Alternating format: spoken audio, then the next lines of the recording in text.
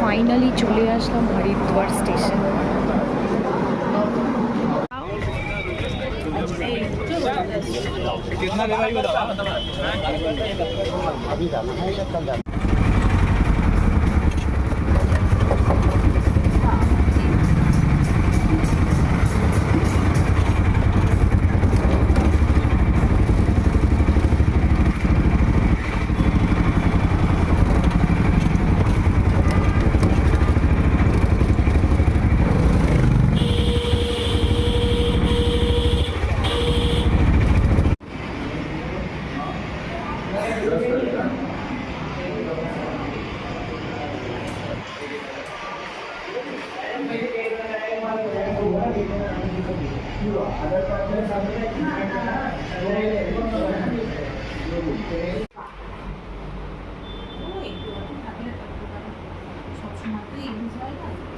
আমাদের কাছে সব রকম ব্যবস্থা আছে, আমরা পেয়ে যাবো।